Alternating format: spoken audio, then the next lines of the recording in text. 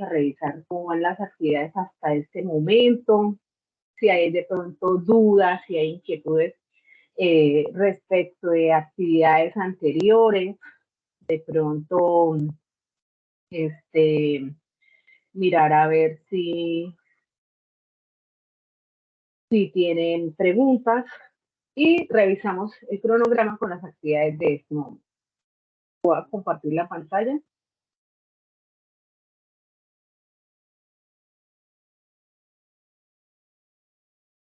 ¿Están viendo mi pantalla? Sí. Okay.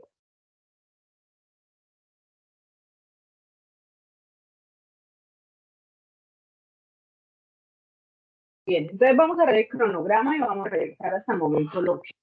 Entonces, tenemos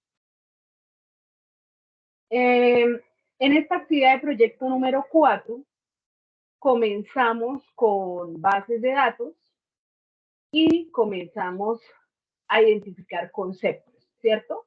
De qué eran entidades, de qué son las relaciones, y había un caso estudio de un aeropuerto para identificar ese modelo de entidad-relación, ¿cierto? Que lo hacíamos en MySQL Workbench. Esa es la aplicación que estamos haciendo, ¿cierto?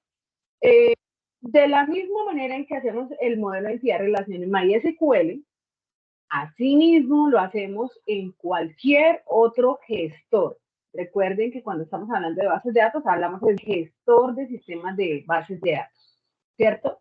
Que tenemos ¿cuáles? ¿Cuáles ustedes recuerdan?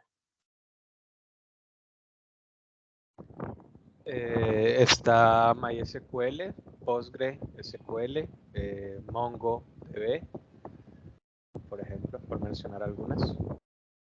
Muy bien, entonces está MySQL, Postgres, Oracle, esos son sistemas de gestión de bases de datos, ¿cierto? Sistemas de gestión de bases de datos. Esos son como los más comunes.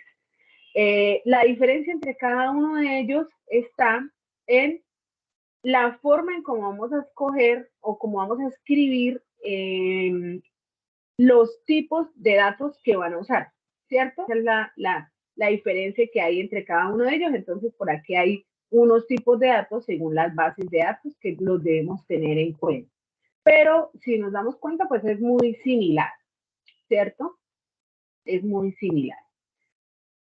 En cuanto a su funcionamiento interno, bueno, Oracle lo utilizan las grandes empresas por ser un sistema de gestión de base de datos muy robusto, ¿sí? Bastante robusto. MySQL es muy comercial y es la que se usa por lo general en medianas y pequeñas empresas, páginas web que tengan conexión a base de datos, y este también viene en los hosting. Cuando uno crea una página gratuita, viene en los hosting, viene MySQL.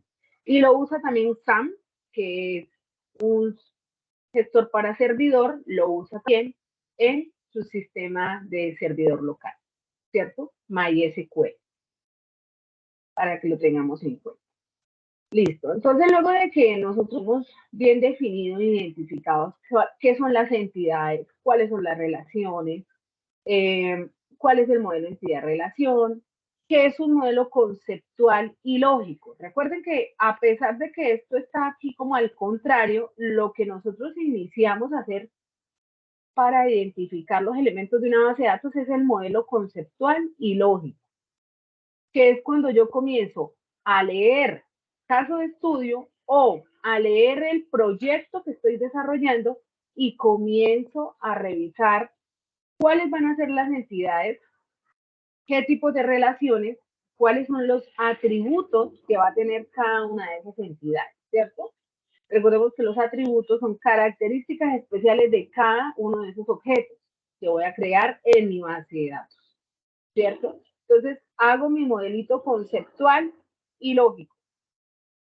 Hubo un poquito de evocación en los trabajos que hicieron, entonces yo allí les hice las anotaciones para que por favor corrijan, ¿sí? Para que por favor corrijan. Una cosa es el modelo entidad-relación y otra cosa es el modelo conceptual. Yo les dije que como ejemplo podíamos usar este, que es un modelo conceptual de la clase entidad-relación, ¿sí? Es entidad-relación de las personas cuentas de banco. Entonces, este es el modelo. En un rectángulo se identifican los objetos, los atributos, una elipse, las relaciones están en estas líneas, estos atributos, perdón, las relaciones están en este rombo, esta es la relación que hay entre personas y cuentas, y los atributos. Entonces, este lo podemos usar como modelo conceptual y el modelo entidad-relación, modelo conceptual, este es modelo conceptual. Estas son las tablas con los registros y este vendría siendo más o menos el ejemplo del modelo entidad-relación, este de acá. Este es un diagrama pequeñito de personas y cuentas de este mismo modelo conceptual. Este es el diagrama entidad-relación.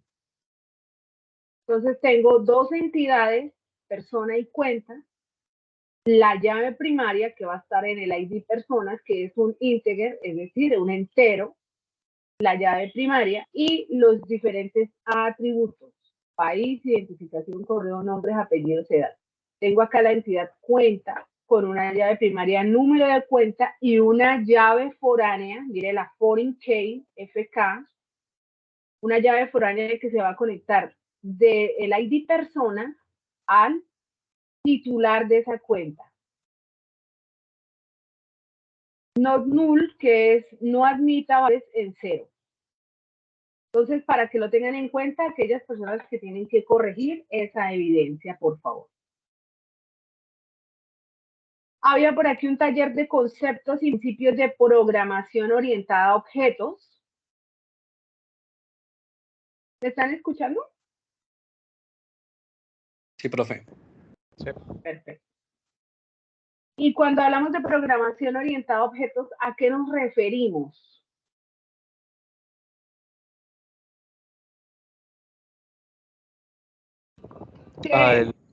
Al paradigma de programación que basa, digamos que toda su estructura en la orientación a objetos, es decir, se crean objetos a partir de una estructura que se crea en las clases y todos los objetos creados a partir de estas clases suelen tener el mismo tipo de características, es decir, los mismos atributos y las mismas acciones a realizar, mismos métodos, pero los valores son diferentes, es como una plantilla. Y en base a lo que hacen estos objetos, pues podemos irle diciendo al programa qué queremos que haga. Muy bien, entonces la idea, realmente la idea de la programación orientada a objetos es como que organizar alrededor de unos datos u objetos. Vemos que es un objeto. Por ejemplo, acá en esta base de datos, esta entidad persona vendría siendo un objeto y cuenta vendría siendo otro objeto, ¿cierto? Entonces es organizarla alrededor de unos datos u objetos en de usar funciones y lógica, ¿no? Entonces yo tengo este objeto con unos atributos, ¿cierto? Entonces aquí vamos a enfocar la programación en los objetos que se necesitan manipular.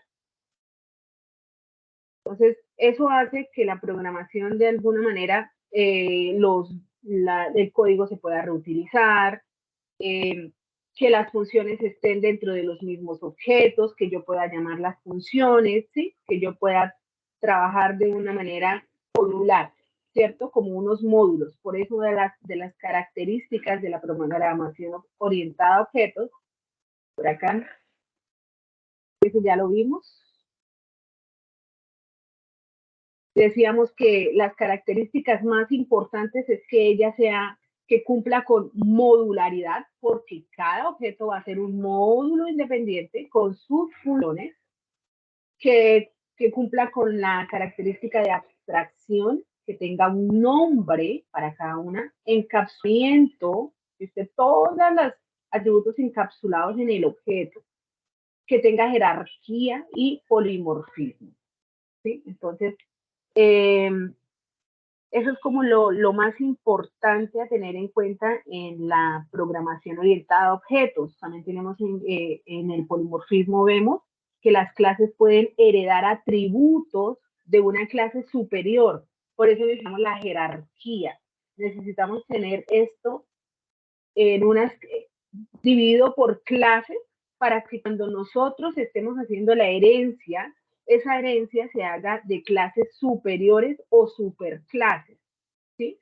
Entonces, también se utiliza en programas de capacidad. Entonces, y también se usa porque de esta manera es más fácil actualizar el código, porque si usted tiene que actualizar, de pronto usted tiene que ir a actualizar un módulo solamente, ¿cierto? Un objeto, y no ponerse a actualizar todo el código. Porque cuando usted está llamando, usted empieza a llamar es por objetos. Cuando está llamando su código, lo empieza a llamar por objetos.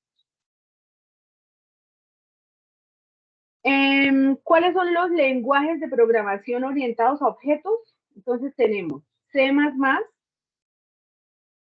Java, Ruby, Visual Basic, Visual C, Python, PHP, ¿cuál otra? Esos son los que utilizan, más o menos, hay otros, pero como los más comunes son los que utilizan programación orientada a objetos y que son los más populares. PHP, Python, C++ Golang y también. Java. ¿Cuál? Golang también, o Go, es orientado a objetos. También, sí. Perl también es orientado a objetos. Entonces, fíjense que ahora casi todos los programas van hacia allá, ¿no? Eso es como, por eso se llama que el paradigma de la programación orientada a objetos, porque se puede reutilizar el código, hay mayor facilidad para modificarlo, para actualizarlo, para hacerle mantenimiento, para detectar errores, porque uno lo hace por módulos, entonces va detectando errores por modularidad, y hay flexibilidad gracias al polimorfismo, ¿sí? Entonces, el polimorfismo también me da como la posibilidad de que se pueda cambiar de forma para adaptarse a cualquier clase. Entonces yo puedo adaptar estos grupos a cualquier clase. Entonces también esas son como las grandes características de la programación orientada a objetos. Y una de las actividades era un taller de conceptos y principios. Lo que acabamos de hablar fueron los principios y las características más importantes, y acá en la teoría ustedes van a encontrar un concepto de qué es el encapsulamiento. Por favor, revísenlo, hay unos videos, hay unos ejemplos, qué es la modularidad. Por acá hay una infografía, es súper importante que lo tengamos en cuenta. Mire que tienen como las fichas de Lego, que hacen como por así decirlo, como la comparación con la característica de modularidad, que es dividir una aplicación en un sistema en partes más pequeñas. Jerarquía, por ahí hay un video de jerarquía, hay un ejemplo, y súper importante que tengamos claro qué es una clase y qué es un objeto, ¿cierto? Así como vimos entidades y relaciones para base de datos, aquí vamos a ver todo lo que son las clases y los objetos. Entonces, ¿qué es una clase y qué es un objeto? Eso está dentro de los conceptos de base de datos. Entonces, aquí están. Y los atributos, entonces ya sabemos qué es un atributo, los atributos y las propiedades. Y acá hay otro concepto nuevo que surge, que son los métodos. Entonces, aquí tenemos clases, objetos, atributos y propiedades o el estado, y métodos, que son los comportamientos de estos objetos. Entonces aquí hay un ejemplo de clases y objetos. Entonces aquí tenemos los objetos, que son las personas, es decir, con el nombre, ¿no? El objeto vendría siendo el objeto persona, de la clase persona, los objetos, estos objetos, y estos objetos tienen unos atributos, que son el nombre, el apellido, la edad, ¿cierto? Y también tienen unos métodos.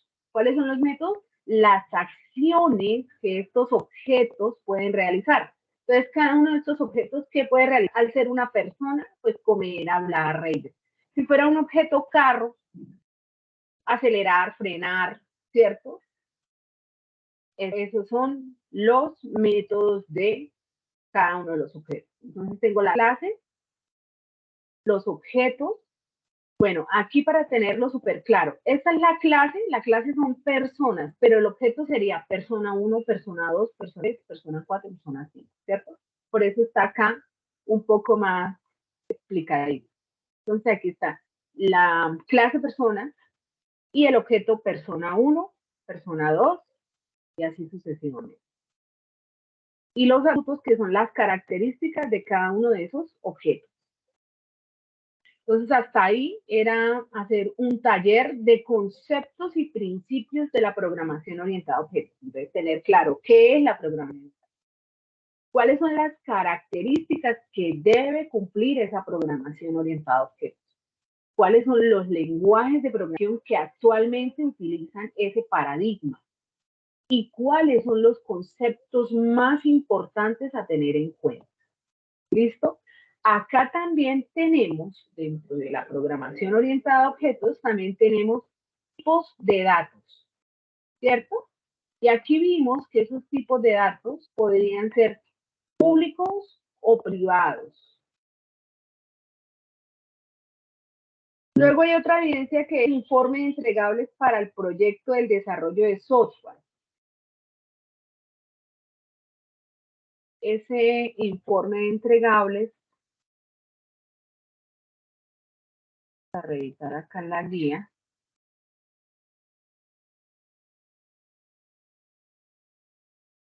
siempre sigan la guía, el instrumento de evaluación, ¿sí? Para cada una de las actividades ustedes siempre abran la guía, el instrumento para cada actividad de un instrumento.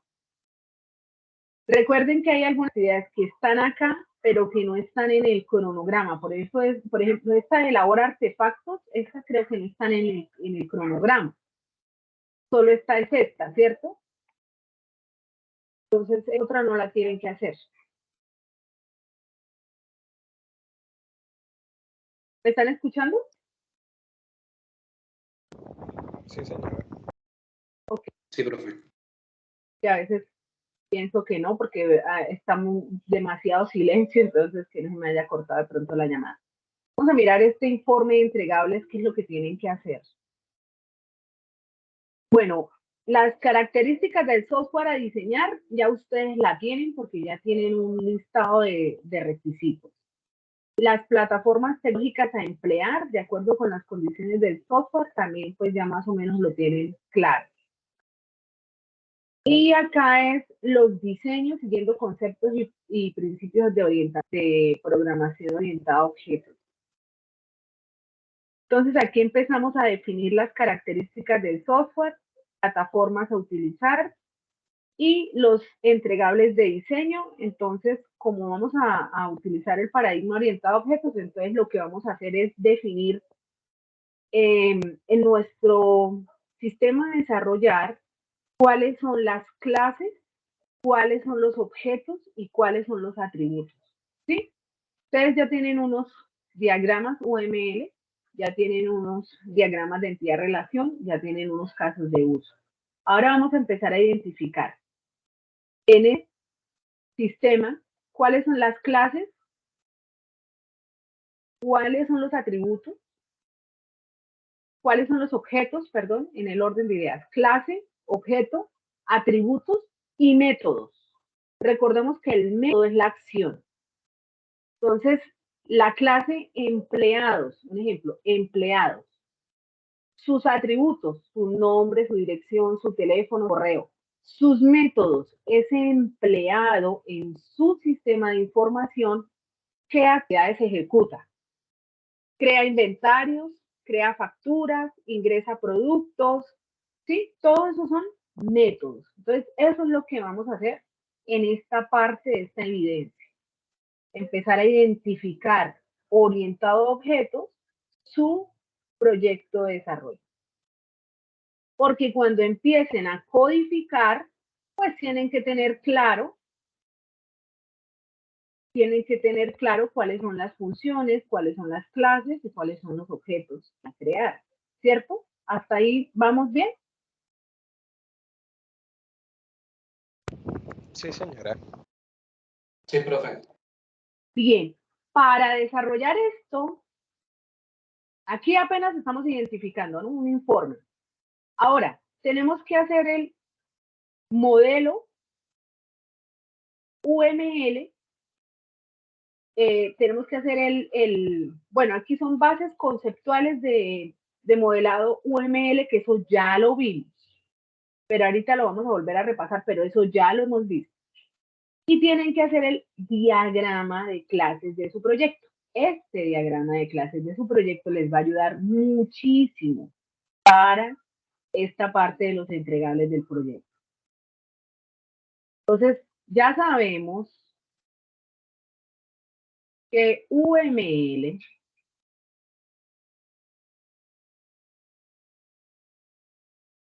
mire que vamos acá. Programas, diseño y modelado conceptual bajo el paradigma orientado a objetos. ¿Qué es lo que ustedes deben hacer?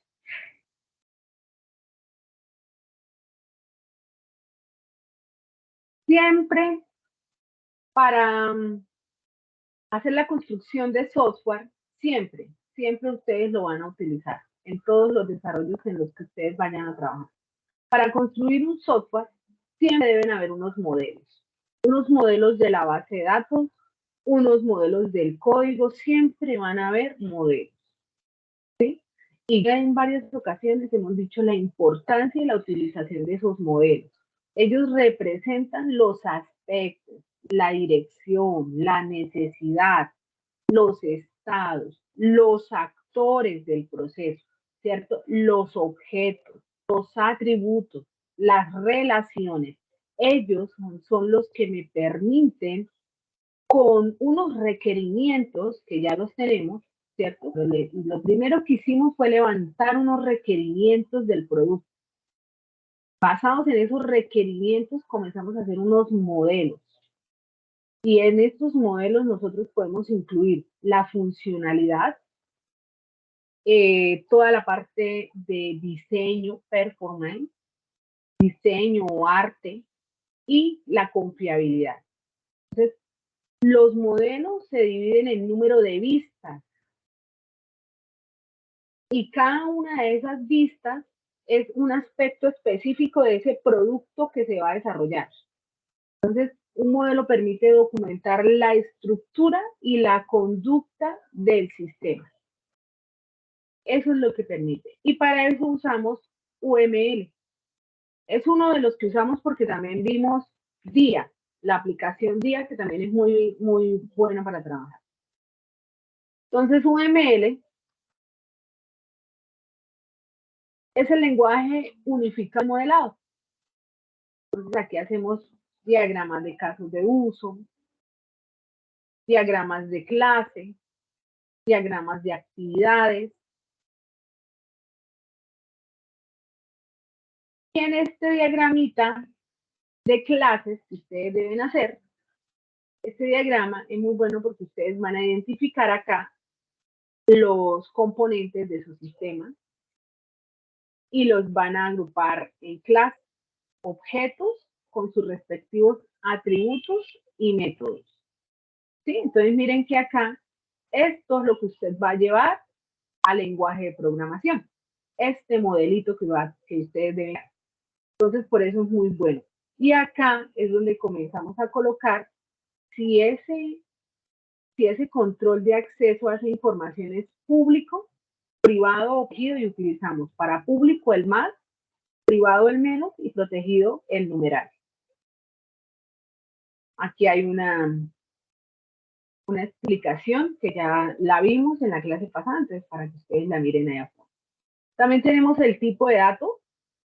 Entonces aquí en este diagrama de clase colocamos menos, es porque es privado, ¿no? Entonces el código es privado, es decir, no lo puede ver desde ninguna vista, se puede ver solamente al interior del código. Es un tipo de dato int, es decir, entero, nombre string, es decir, texto, precio es un dual, es decir, que me admite decimales. Y acá están los métodos, que esos sí son públicos. Obtener precio y calcular total. Aquí están las relaciones, los tipos de asociaciones, uno a uno, los ejemplos de las asociaciones, uno a muchos, muchos a uno, la herencia, que es lo que se utiliza en el paradigma orientado a objetos, que es cuando una clase hereda atributos de una superclase.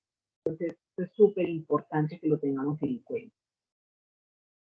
Entonces, aquí hay unos ejemplos de herencia que hereda atributos. Por ejemplo, esta camioneta está heredando algunos atributos. Mire que acá está por clases, ¿no? Y aquí podemos ver lo que hereda. Entonces, yo no voy a repetir todos estos atributos en cada uno de estos objetos. Solamente los creé una vez en el vehículo. Matrícula, marca, modelo, color, todo esto lo creé solamente para este objeto. Pero si me voy a vehículo terrestre o acuático o aéreo, yo puedo ir y acceder, heredar todos estos atributos. No los tengo que volver a escribir acá. Solamente tipo de alas y eso porque el vehículo no lo tiene. Acá, generador de movimiento y eso porque aquí no está. Pero como tal, todos estos, es decir, cuando yo cree mi base de datos, para el tipo, el vehículo aéreo, cuando yo empiece a registrarlo, me va a pedir todo esto. El vehículo acuático me lo va a pedir también, el terrestre también me lo va a pedir. Si estamos, allí vehículo es la superclase, ¿cierto? Vehículo es la superclase, sí. Vehículo es la superclase. Y ya entonces como que se subdividen si es vehículo terrestre, si es acuático, si es aéreo. Y estos atributos yo los creé solamente en la superclase, pero desde acá, desde vehículo terrestre, yo lo tengo que llamar, ¿sí? Yo tengo que llamar esos atributos de la clase vehículo. Lo mismo acá, camioneta, barco, helicóptero, también las va heredando. Y a esto se le llama jerarquía, por eso de una jerarquía, para que nosotros tengamos como claro de cuál es la superclase, las clases y las subclases para que se haga la herencia de una manera correcta.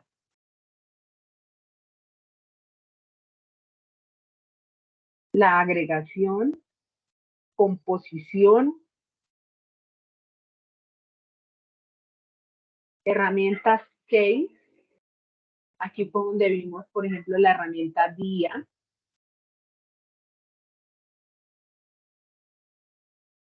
Están los diferentes tipos de herramientas para cada una de las fases.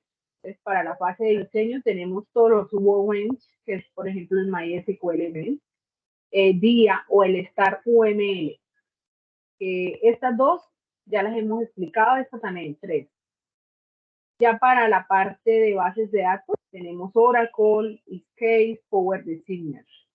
Programación tenemos NetBeans y Eclipse. No sé si ya hicimos el ejercicio de instalar NetBeans. Acá están, por acá está el enlace para UML, ese sí ya lo habíamos hecho. Vamos a ver si aquí está para NetBeans, para que lo comencemos a instalar. Igual podemos utilizar otros IDEs para programar, ¿cierto? Porque, por ejemplo, yo ahorita estoy utilizando Eclipse, entonces de pronto para no tener que bajarme bueno, listo. Si lo tienes, sí. Que yo voy a estar utilizando NetBeans, ¿sí? Entonces, para okay. Vale. Listo. Hasta acá está todo lo que tiene que ver con el diagrama de clases del proyecto. ¿sí? Que lo vamos a hacer en Star UML. Ya lo expliqué, no sé si de pronto acá hay alguna pregunta con esa aplicación, con la interfaz de la aplicación. Es muy sencilla, muy intuitiva, pero la voy a abrir rápidamente para los que de pronto no la han usado, no han hecho la actividad. Es descargar Star UML. El enlace está en la plataforma. Ahí en la plataforma está el enlace para que lo descarguen. Aquí está. Y está el video tutorial. Está el video tutorial de cómo se descarga y cómo se instala. Básicamente esta herramienta, que también la utilizamos cuando hicimos los casos de uso. Entonces tenemos que dependiendo del diagrama que yo vaya a crear, aquí en Model, yo puedo colocar, agregar diagrama y aquí están los diferentes tipos de diagramas. Cada uno tiene unas herramientas diferentes. Tenemos diagramas de clase, diagramas de objetos, de uso, de secuencia, entre otros.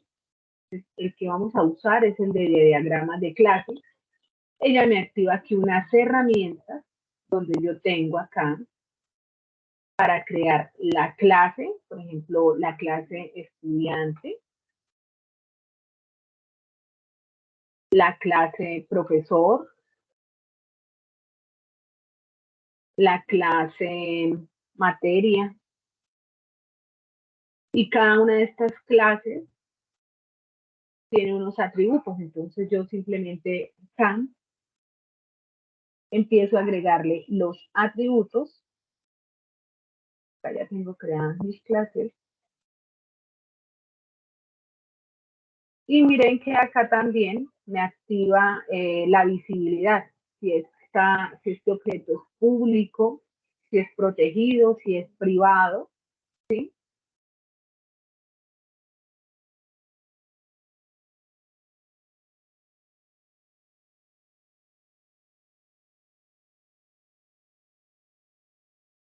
Listo.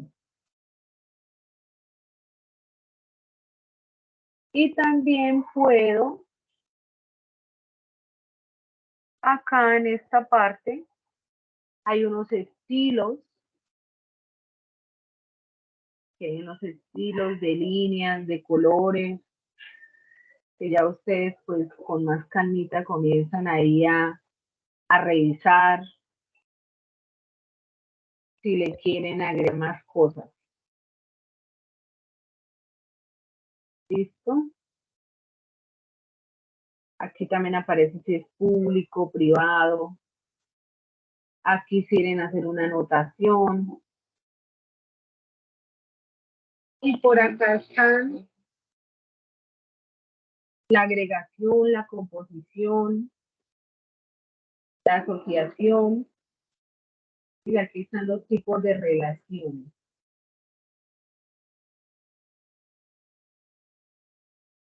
Aquí está este, por ejemplo, con profesor. Y este tipo de relación también aquí lo puedo editar. Le doy doble clic y también lo puedo editar.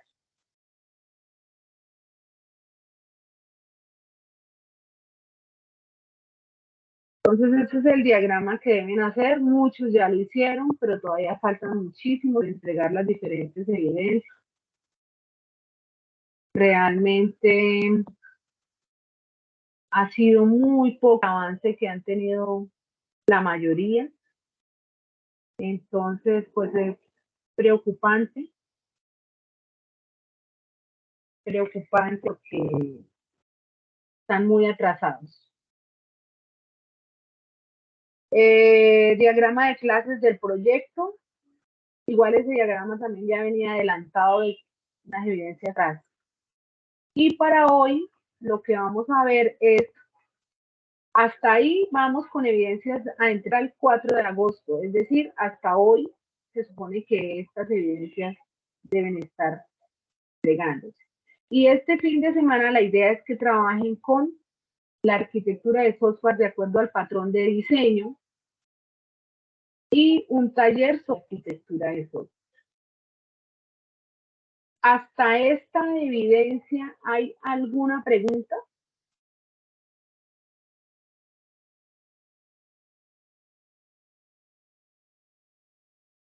¿A la evidencia de UML?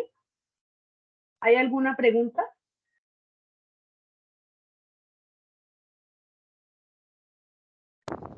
Yo creería que ninguna. Vamos a avanzar.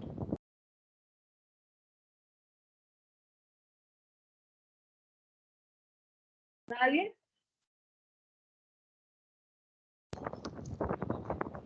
No, no señora, parece que no. No, profe. ¿Les queda claro para hacer esta gama de clases? ¿Saben? ¿Ya les queda súper claro cómo se hace? Para agregar atributos y métodos es con clic derecho, ¿no? Sobre ya tengo aquí tres clases creadas, ¿cierto? Estudiante, profesor, materia. Si yo le voy a agregar atributos o métodos, le doy clic derecho, agregar, y aquí dice atributos. Y operación, recepción. ¿Sí? Aquí hay diferentes atributos. Y ahí donde le doy el atributo, le empiezo a colocar nombre. Miren que aquí me aparece este más, que es si es público o privado, ¿no? Entonces aquí le empiezo a colocar nombre,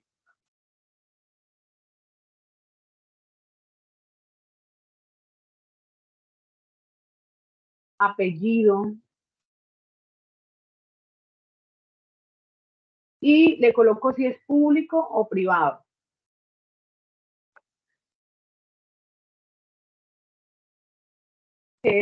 Se lo voy a hacer acá. Entonces, ese estudiante, ¿qué puede hacer? Entonces, por ejemplo, matricular materias, eliminar materias, etcétera, ¿cierto? Y ahí comienzan a colocar sus atributos y sus métodos. Aquí hay un videito paso a paso también explicando lo mismo. Ahora vamos a revisar estas evidencias, desarrollar la arquitectura de software de acuerdo con el patrón de diseño seleccionado y el taller de arquitectura de software. Para eso nos venimos a diseño de patrones de software.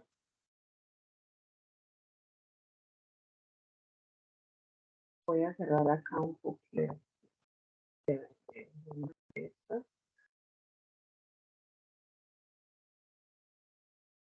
Ya no hay ninguna pregunta.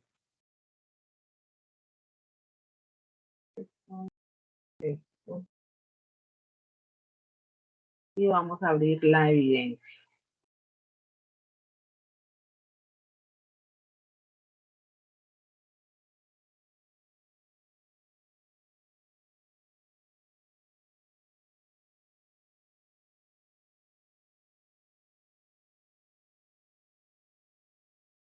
Entonces la evidencia está acá, que es desarrollar la arquitectura de software de acuerdo con el patrón y el taller.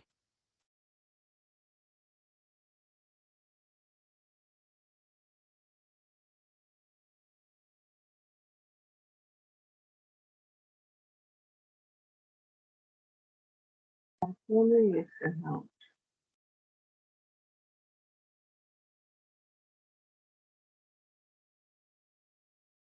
Vamos a revisar los instrumentos de evaluación. Siempre lo hacemos de la misma manera. El instrumento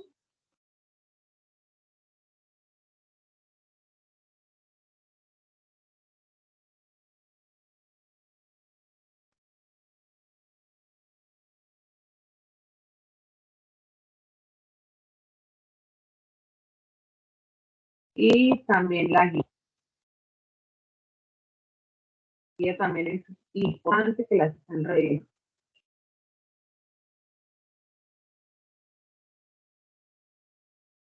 Esta es la fase número 2, día número 4.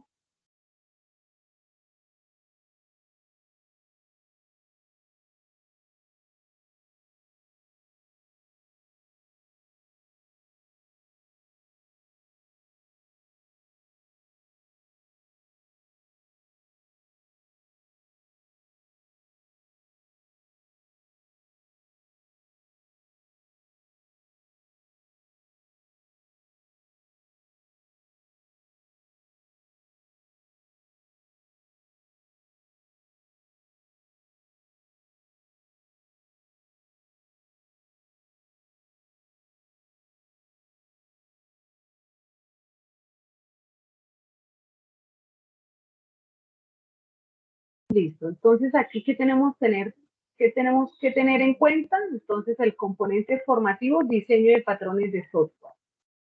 Podemos incorporar patrones de diseño propendiendo en mejores prácticas para la codificación, mantenimiento del software, elaborar la vista de componentes para visualizar, elaborar la vista de despliegue del software y elegir las herramientas necesarias para optimizar los procesos.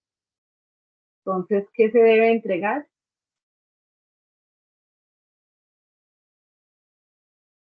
Bueno, y aquí hay un taller de arquitectura de software. En este taller debemos tener en cuenta qué entiende por arquitectura de software, cuál es su función, cómo se elabora la arquitectura de software, cómo lograr una buena arquitectura y cuáles son los elementos de diseño de una arquitectura de software. Entonces, eso es lo que se debe tener en cuenta para ese taller.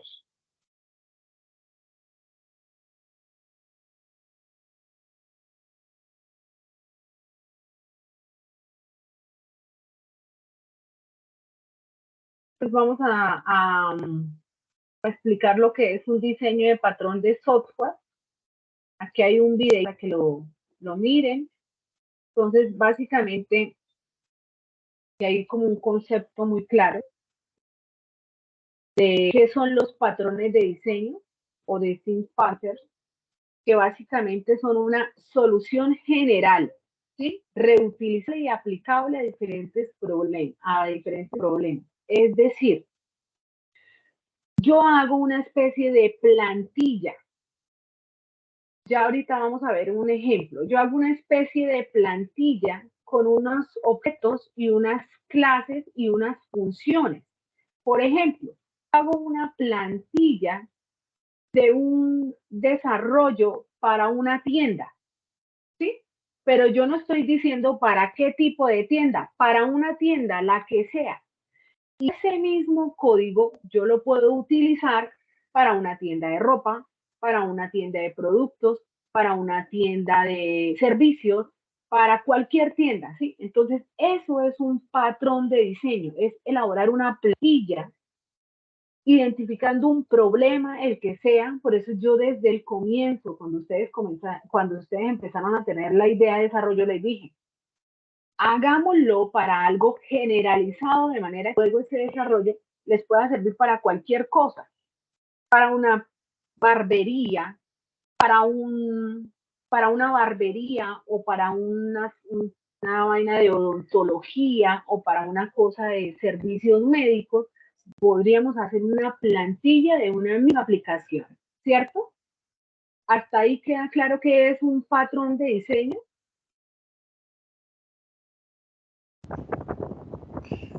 Sí, solamente como para aclarar, busca tener como principio la escalabilidad, ¿no? Sí, muy bien, la escalabilidad es súper importante y es que cuando el negocio crece, ese desarrollo puede crecer. Por eso lo hacemos con el paradigma orientado a objetos. Lo hacemos por objetos independientes para que yo lo pueda reutilizar en cualquier lado, pero que si necesito incluirle otras cosas, dependiendo de la necesidad, lo pueda hacer, ¿cierto? Yo tengo una plantilla básica, pero si necesito incluirle más funcionalidad, pues que lo pueda hacer. ¿cierto? Entonces, por eso la hago en la programación orientada a objetos. Entonces, básicamente es eso, una plantilla que se identifican con unos temas en un sistema a nivel general y que yo los puedo aplicar a cualquier otro desarrollo. Entonces, estos patrones proporcionan un enfoque estructurado, reutilizable para resolver cualquier situación recurrente. Entonces, cada patrón tiene un propósito específico. Usted lo hace muy general, pero cuando usted lo aplica a la empresa, pues ya tiene que hacerle de unos temas de diseño propios para esa necesidad, ¿cierto? Aquí hacemos un diseño muy común, muy general, para que luego cualquier persona lo pueda reutilizar. Hay diferentes tipos de patrones de software que pueden ser creacionales, estructurales y de comportamiento. Esos son los tipos de diseño. Entonces vamos a ver los conceptos.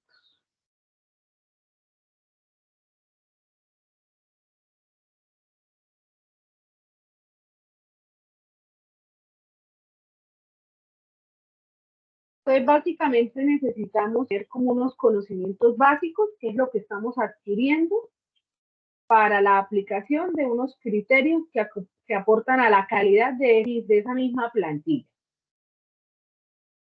Esa plantilla debe estar muy bien documentada para que si usted vende la plantilla o le pasa la plantilla a alguien, pues esa persona sepa cada una de las funciones, cada uno de los métodos a qué hace referencia y para eso yo documento, es decir, comento mi código, comento. Entonces esos patrones de diseño representan opciones concretas de forma genérica para resolver problemas reales. Suelen clasificarse en 3 grandes grupos según su finalidad. Entonces, comportamientos creacionales y estructurales. Los comportamentales se centran en definir la manera en que los objetos interactúen entre ellos. Recuerda que estamos viendo programación orientada a objetos y ya dijimos que cada una de los elementos que yo necesito crear en mi proyecto es un objeto. Entonces, la manera, esta parte comportamental, es cómo se comporta este código. Entonces, la manera en cómo los objetos interactúan entre ellos por mensajes. Entonces, son 3 tipos de patrones comportamentales: estrategia, comando e iterador. Aquí está estrategia. Permite encapsular un conjunto de algoritmos de manera que puedan ser seleccionados dinámicamente para su ejecución durante un tiempo definido por el cliente. Listo. Entonces, aquí hay un ejemplo. Tenemos que implementar una calculadora, la cual provee un conjunto de operaciones, las más básicas: suma, resta, multiplicación y división. Tengo que crear un código para una calculadora. Y esto será usado por un cliente según sea su deseo. Entonces, cada una de esas operaciones representa una estrategia diferente y será el cliente quien invocará la ejecución de cada una dependiendo de su deseo por medio de una interfaz. Usando las propiedades de polimorfismo, se transformará para poder responder cada solución. Entonces tengo acá mi interfaz y tengo estrategia 1, estrategia 2, que es suma, resta, multiplicación y división. Listo. Tengo acá otro ejemplo, el patrón de comando, que permite aislar objetos que realizan una petición. Entonces aquí está el ejemplo del cliente que quiere hacer uso de un televisor por medio de un control remoto.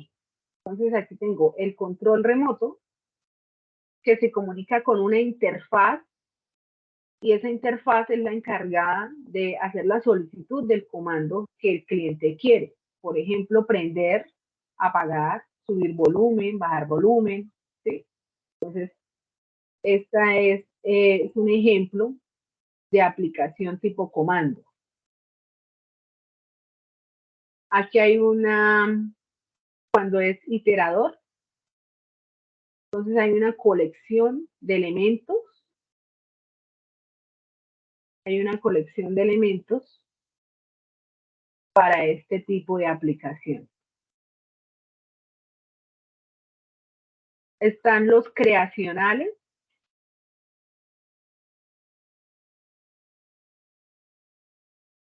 Entonces aquí hay unos módulos o clases que siguen los principios definidos y dan como solución a requerimientos particulares. Vamos a ver si por aquí hay un ejemplo. Aquí hay un videito. Ah, bueno, ya miramos como con un ejemplo bien esto. Los estructurales. Entonces aquí hay un ejemplo, por ejemplo, del patrón fachada, que es utilizado cuando el sistema está compuesto por varios subsistemas. Y el patrón de ley, que es usado cuando se quiere reutilizar y extender funcionalidades de una clase sin el uso de la herencia. Entonces vamos a ver acá este patrón fachada. Entonces hay un sistema, entonces vamos a ponernos en la película de que hay un sistema, acá hay un sistema compuesto por varios subsistemas. Y se hace complejo de gestionar los mensajes que debe realizar el cliente. Cada uno de estos subsistemas. Leámoslo muy bien porque de este viene el script para que lo descarguen y lo ejecuten. Entonces, este patrón permite generar al cliente una vista de alto nivel que simplifica el control y el envío de mensajes a los subsistemas, ocultando los detalles relacionados con la gestión de las clases e instancias. Entonces, aquí hay una variación del patrón fachada. Opaco, transparente, estático.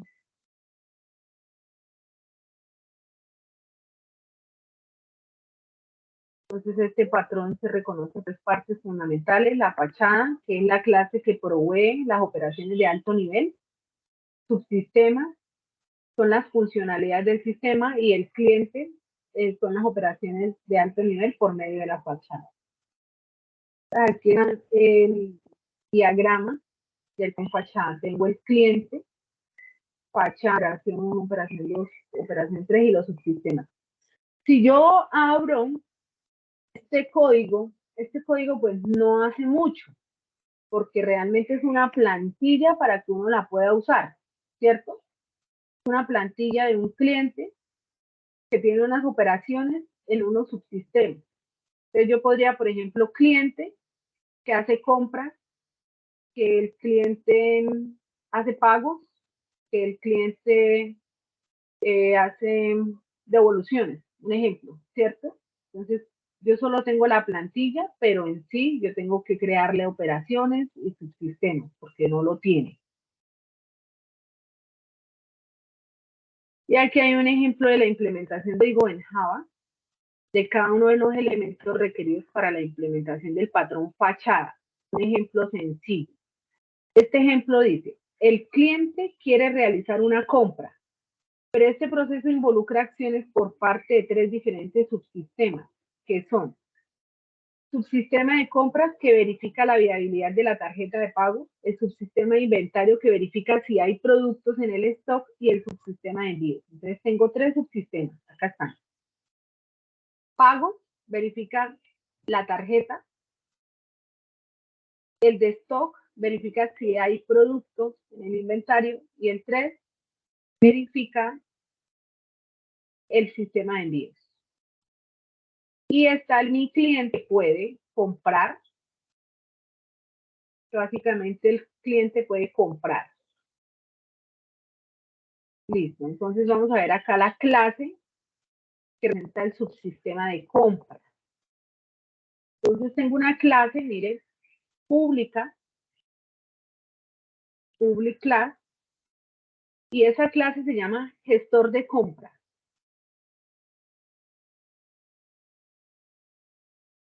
Listo. Y este gestor de compra tiene una función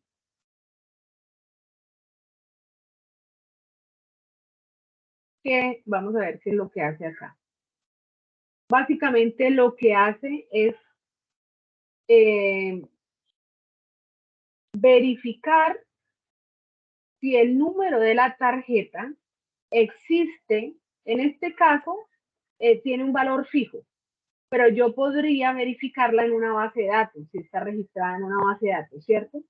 Entonces esta función es una función pública de tipo booleano. Recordemos que un booleano solamente es true o false. Como es true o false, pues entonces dentro de mi función yo le voy a colocar un if.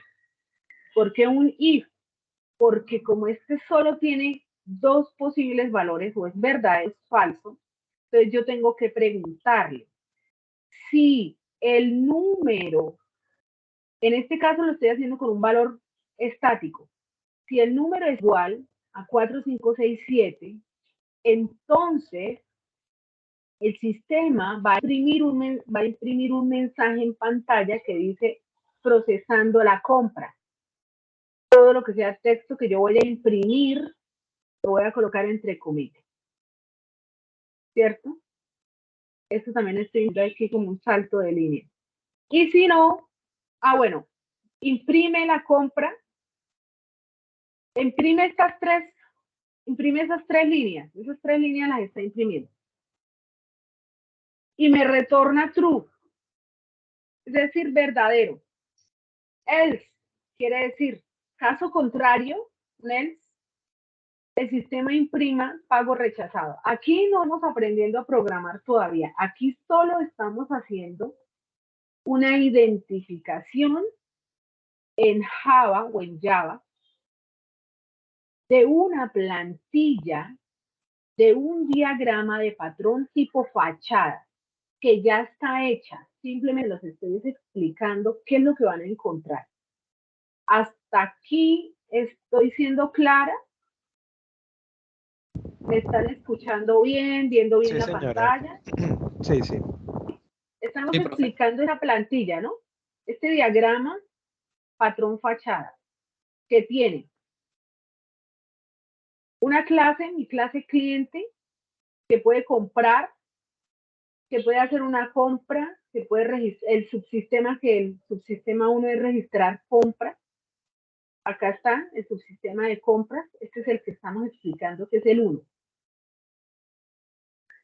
Y tengo este código en Java que lo podría reutilizar para cualquier, por eso es una plantilla, lo podría reutilizar para cualquier otro sistema.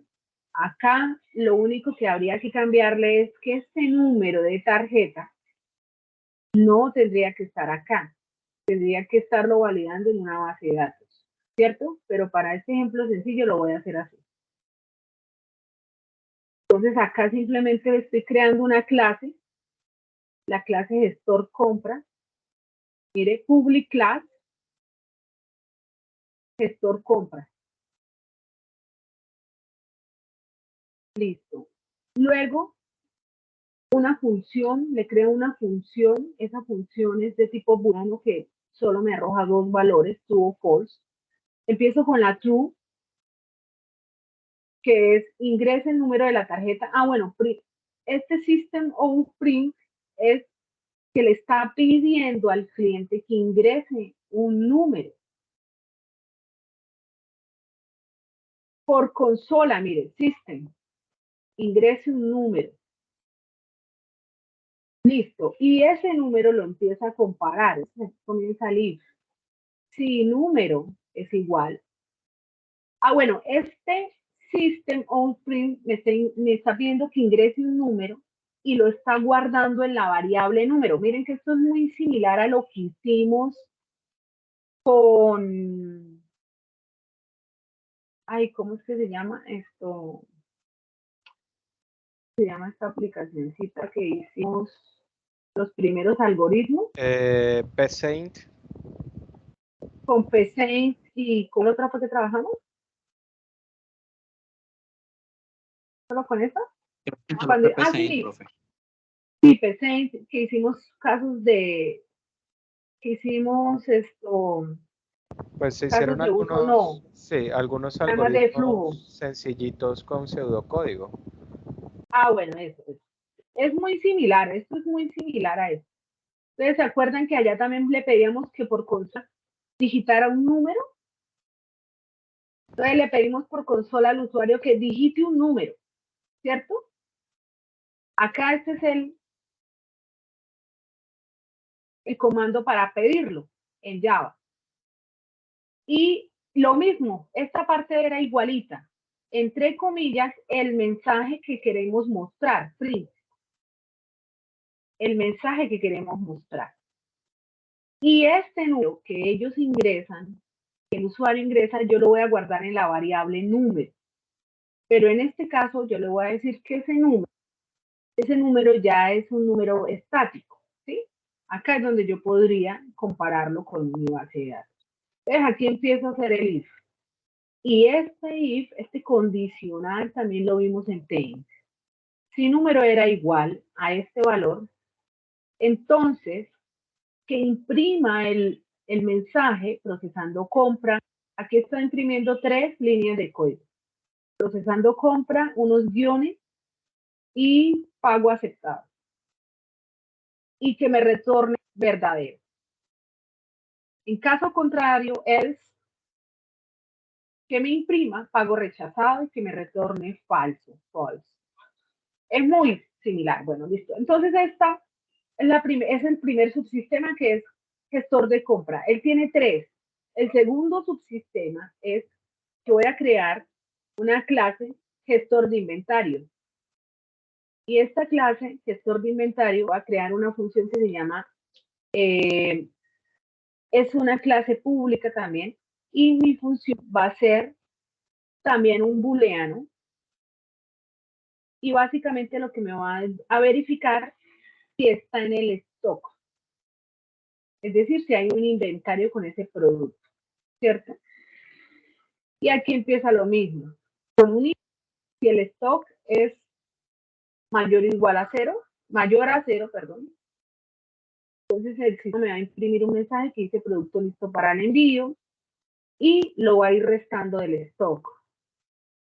Caso contrario, producto no disponible, no hay existencia. Ese es el subsistema 2. El subsistema 3 es el gestor de envío. Y acá simplemente me va a imprimir un mensaje que dice envío autorizado y en camino. Y aquí tengo clase fachada y me va a instanciar los subsistemas. Entonces miren que aquí voy a llamar al sistema gestor de compras, gestor de inventario y gestor de envío. Estoy llamando esos subsistemas o esas funciones, ¿cierto? Entonces Sí, acá están tengo un creando método. las instancias. Las estoy llamando. Aquí ya acá arriba las creé, aparte. Y acá en esta clase fachada las estoy llamando. Y esto es lo que hace la programación orientada a objetos. Este es un objeto completamente independiente, este también y este también. En el momento de utilizarlo para otro proyecto, y si acá yo tuviera que actualizar algo, pues simplemente me voy a esa clase, ¿cierto? Y si necesito otra clase, pues la creo independiente y la voy a llamar desde acá, desde la fachada.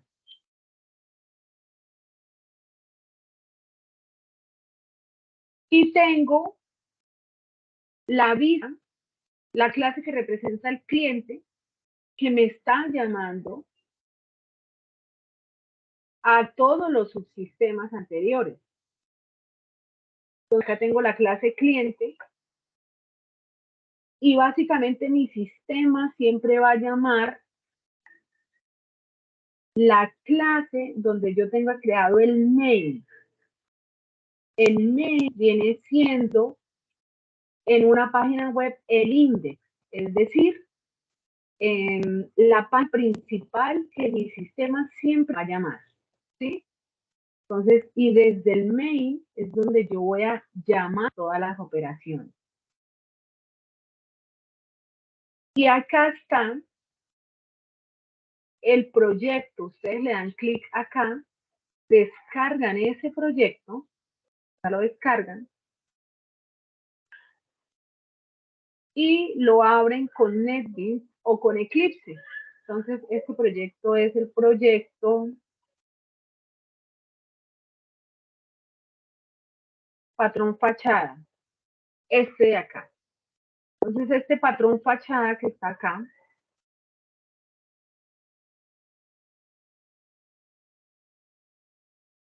eso mismo que vimos hace un rato, está acá dentro de ese patrón fachada. Entonces, si yo le doy doble clic acá a estas carpeticas, voy a encontrar lo mismo que les acabé de explicar. Y siempre vamos a encontrar de primero el main. Este es el que se va a ejecutar casi siempre. Acá siempre se va a ejecutar. Pero ahí está el de gestor de compras, el de gestor de inventario, la clase fachada me está llamando a los tres subsistemas, al gestor de compra, al gestor de inventario, al gestor de envío. Acá está el de compra, con la línea de código que vimos, el de envío y el de gestor de inventario. Y si yo le doy correr a esto, ¿qué mensaje tendría que salirme acá?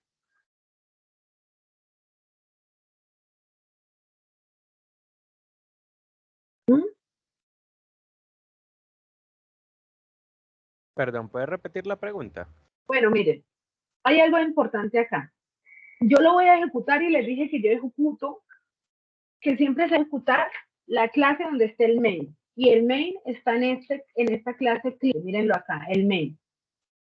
Pero el main me está llamando a la clase fachada, fachada.compra. Esta es la que me está llamando. Es decir, si yo me voy a fachada compra, fachada compra, compra. Esto, si yo ejecuto mi main, esto es lo que se debe ejecutar, ¿cierto? Entonces, si yo corro este programa, ¿qué me va a pedir? Por consola, ¿qué me va a pedir? El número de la tarjeta con la cual va a realizar el pago, en primer lugar. Muy bien. O sea, si yo ejecuto el programa, lo que me va a pedir es esto, ingrese el número de tarjeta porque desde el main eso es lo que está llamando, ¿cierto? Pero qué pena, puedes de pronto bajar un poco la consola. Es que hay algo que no me gustaría de pronto ver un poco más claro. El objeto fachada al cual le estamos pidiendo, o sea, estamos invocando el método compra del objeto fachada que es del tipo fachada. ¿Puedes por favor poner la clase fachada?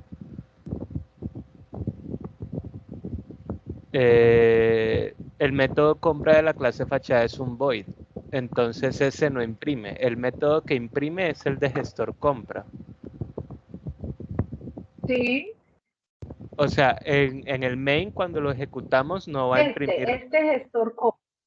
Ah, ok, vale, que es del tipo gestor Este compra. Sí, gestor sí, sí, compra. sí, Sí, correcto. Sí. este que fue el que vi, ese es el que se está imprimiendo. Este fue el que vimos, este es el subsistema gestor compra. Listo.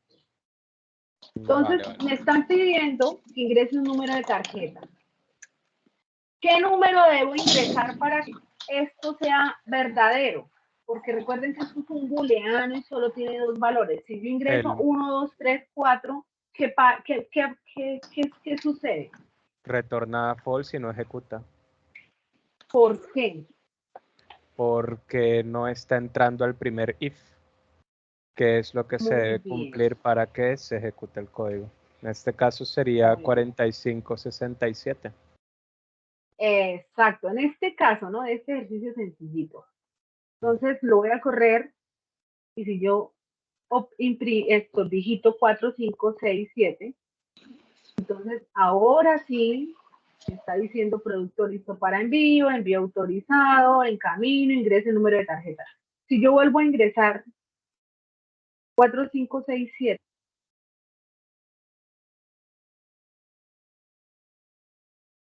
voy a volverla a ingresar.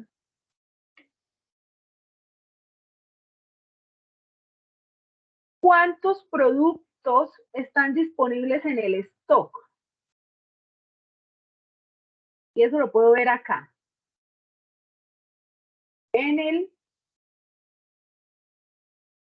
gestor inventario. ¿Cuántos productos tengo creados acá? 2. 2. Exactamente, 2.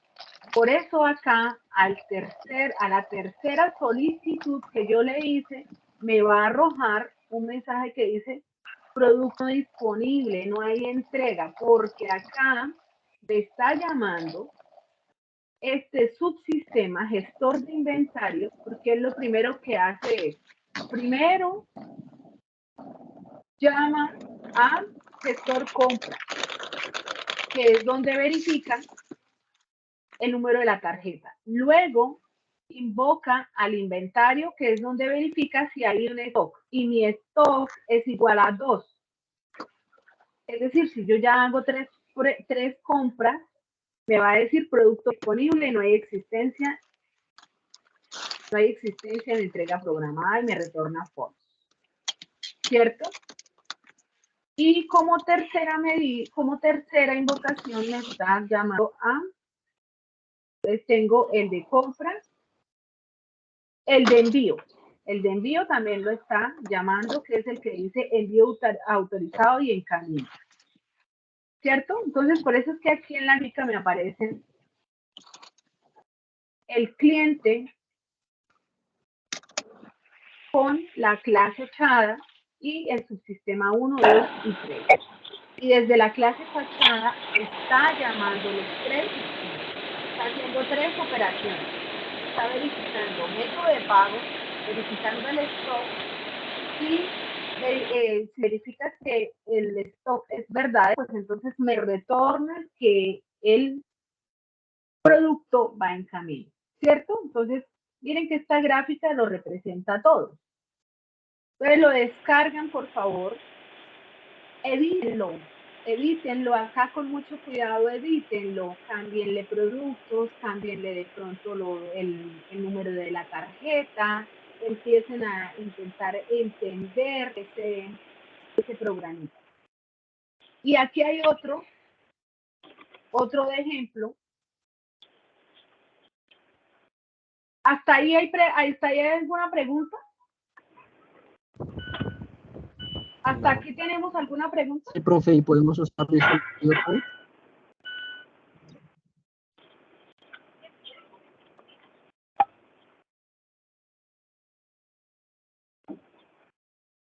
Disculpe, ¿me decía? Profe, que sí podemos usar Visual Studio Code. Sí, también lo podemos hacer. Lo que pasa es que, pues la idea es con Java, para poder ver bien todo lo que son los objetos, y para las personas que de pronto no tienen mucha experiencia en este lenguaje, que utilicen NetBeans, ¿sí? O sea, es como lo recomendable. Regálenme un minutico, 5 minuticos de break y ya estoy nuevamente con ustedes. Listo, sí, señora.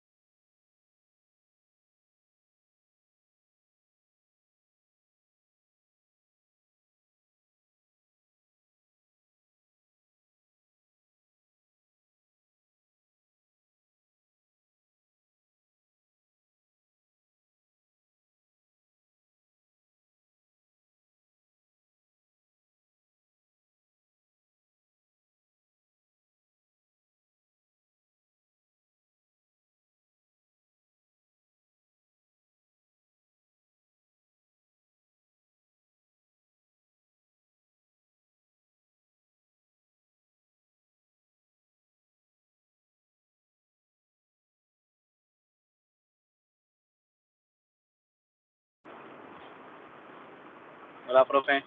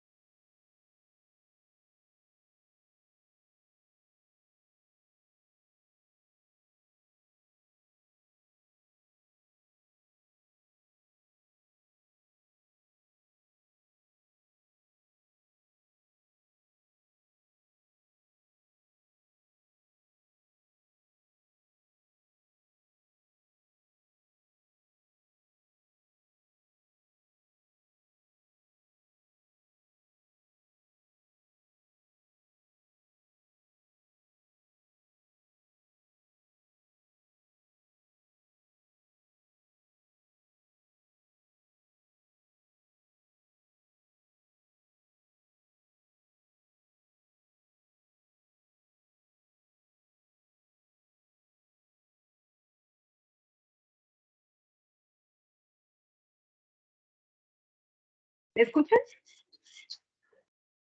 Sí, señora. Ok.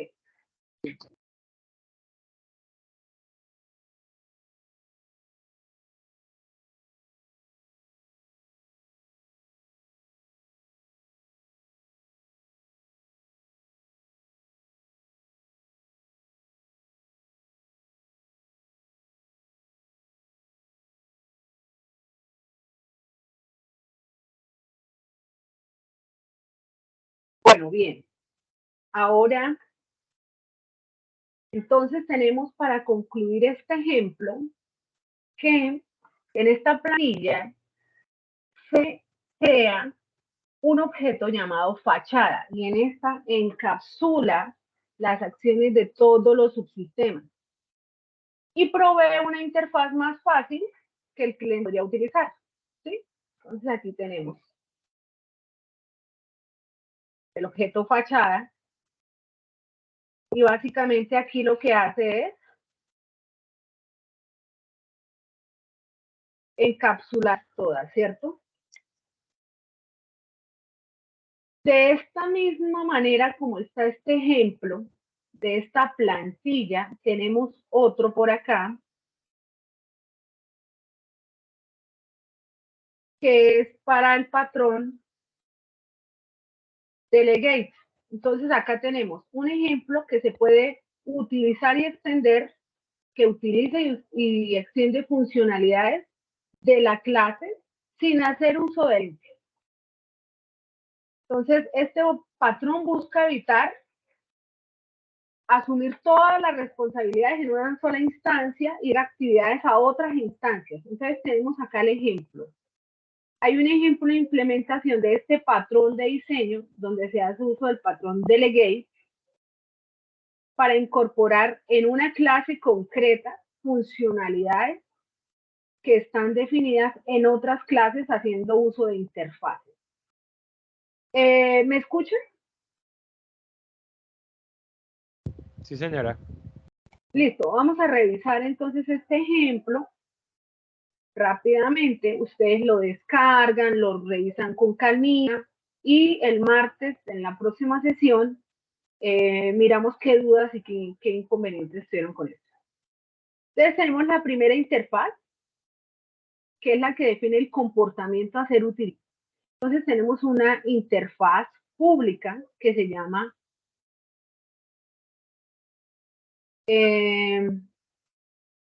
diseñadora.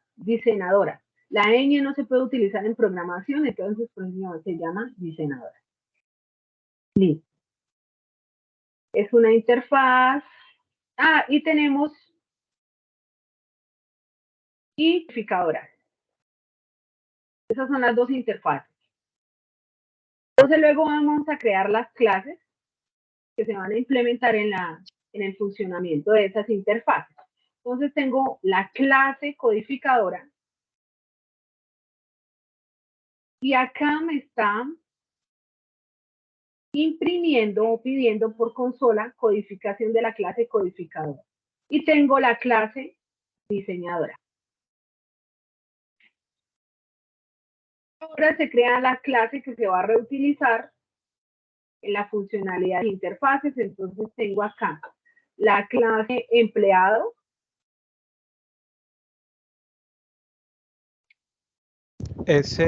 Disculpe que le interrumpa, ¿ese implements aplica la misma función del extends?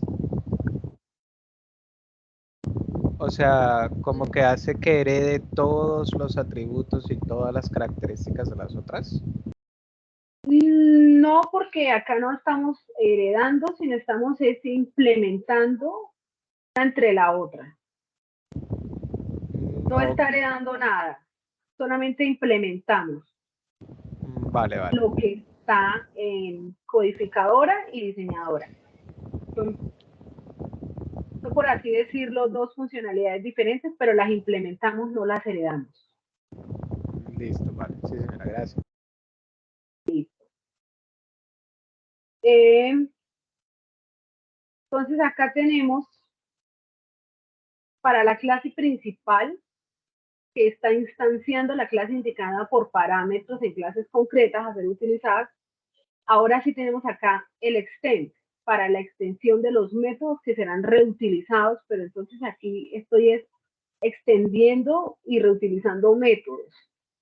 Pero la idea de este patrón no es reutilizar y extender funcionalidades sin hacer uso de la clase herencia, sin hacer uso de herencia. Solamente reutilizar y extender funcionalidades de una clase. En este ejemplo de este patrón, del patrón delegate. ¿Listo? Y claro, yo acá podría, en este y en el otro ejemplo, yo podría crear más clases, más objetos. Entonces lo abro, voy a usar acá, yo por acá ya lo tenía. Y acá está el patrón delegate. Entonces aquí voy a encontrar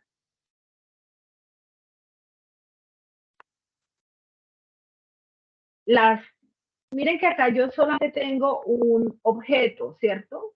Con diferentes clases. Tengo dos, la clase codificadora, la clase diseñadora.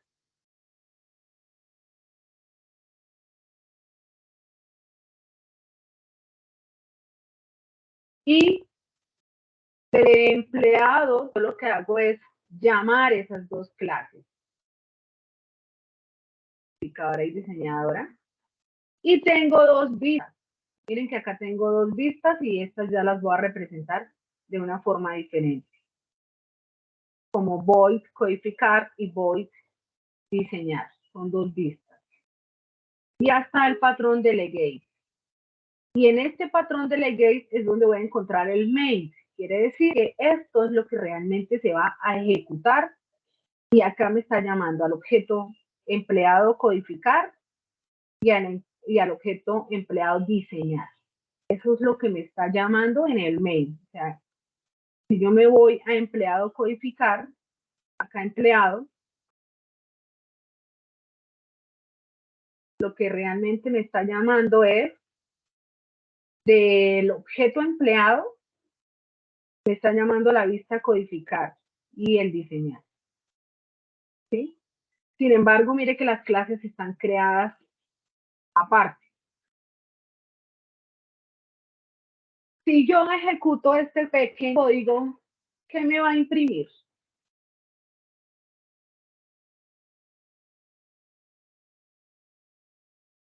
A ver el mail. ¿Qué me va a imprimir? ¿Imprime algo o no imprime nada? Habría que ver qué hace el método codificar y diseñar, y si tiene A algún ver, vamos a sistema ver el out. método codificar y diseñar.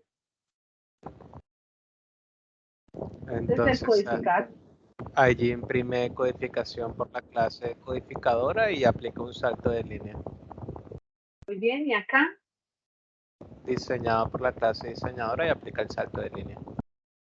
a ver, ejecutemos esto, a ver si esto es cierto.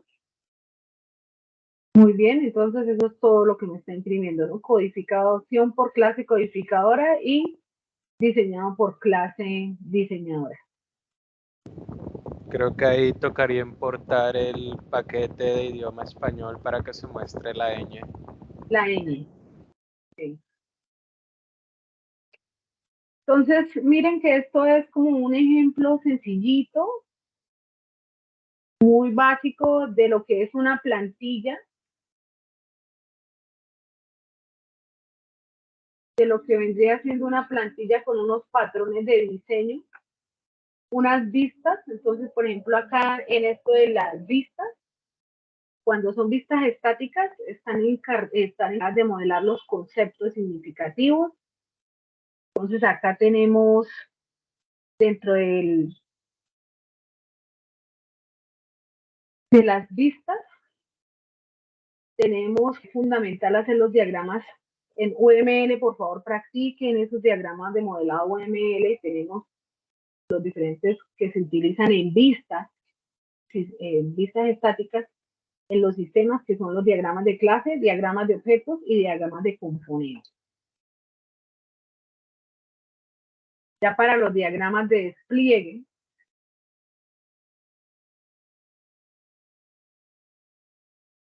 entonces este es un tipo de diagrama también UML, y aquí lo que vamos a representar es la arquitectura del sistema de hardware y de software y los medios por los cuales se conectan. Entonces aquí es la arquitectura y nosotros ya tenemos por allá un listado de elementos, de posibles elementos de hardware a utilizar, ¿no? Aquí tengo nodos que representan los elementos de hardware o de software, que los representar con un cubo, los artefactos, que son los elementos concretos generados en el proceso de desarrollo, como las bibliotecas, archivos, etcétera. Asociación de comunicación, que es la relación que hay entre los nodos. Los dispositivos, que es un tipo especial de nodo que se representa en un recurso computacional, por ejemplo, un servidor, que es el que va a almacenar. Y acá están las especificaciones de despliegue, que representan configuraciones que se deben tener en cuenta al momento de un artefacto. Entonces, este es un diagrama de despliegue o de objetos, y acá lo uso. Donde dice modelo, agregar diagrama, acá está, de objetos. Y acá tengo nodos, los artefactos, los componentes y acá están, que son los elementos hardware o software que yo voy a utilizar. Entonces recordemos que dentro del hardware lo que yo voy a utilizar es un servidor, memoria, procesador, ¿cierto? Eso es hardware, todo lo que yo puedo tocar. Y dentro de software, sistemas operativos, si yo voy a utilizar un lenguaje de programación, una aplicación, todo eso es software. Entonces, el diagrama de componentes es uno de los diagramas de UML que representa una vista estática del sistema de información y hace parte de los diagramas estructurales. Aquí hay un videíto para que lo revisen con calma.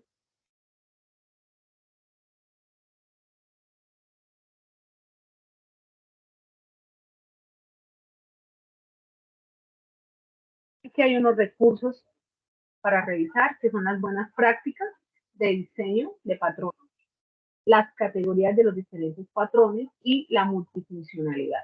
Acá hay categorías de los patrones, multifuncionalidad y amplia implementación, innovación permanente, son algunas de las características que se deben cumplir. Entonces, lo que hay que realizar es desarrollar la arquitectura de software de acuerdo al patrón de diseño seleccionado. Entonces, allí tenemos dos ejemplos, ¿cierto? Y un taller de arquitectura de software. Bueno, recordemos que los tipos de patrones son tres. ¿Alguien los recuerda? Los patrones, bueno, para resumir, ¿qué es un patrón? Sí, fachada, iterador y el otro sí se me escapa. ¿Qué es un patrón de diseño?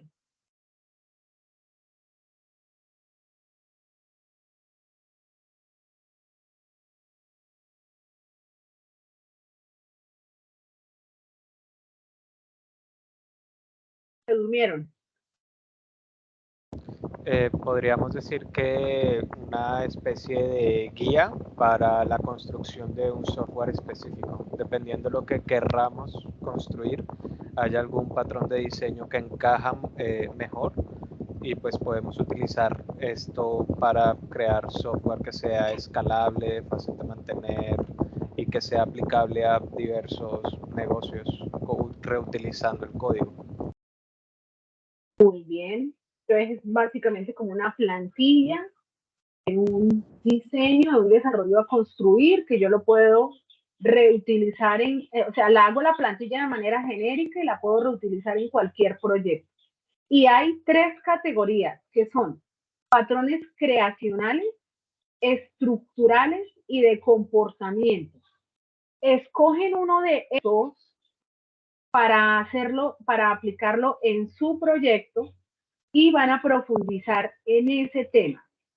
Entonces, dentro de los patrones de diseño que nosotros vimos ahora, como ejemplo, vimos el de, los ejemplos que vimos fueron para, mirar, creo que era el estructural. El estructural, los ejemplos que vimos fueron para patrones estructurales. ¿Listo? Que fue el de fachada, ese primer ejemplo que vimos, y el delegate. Esos son tipos de patrones para el tipo estructural, este de acá. Entonces, profundicemos más los tipos de patrones en lo que yo puedo implementar en cada uno de ellos. Escojamos uno a trabajar, ya sea creacional, estructural o de comportamiento, y comencemos a mirar cómo sería ese diagrama de clases para nuestro proyecto a desarrollar. ¿Hasta ahí preguntas?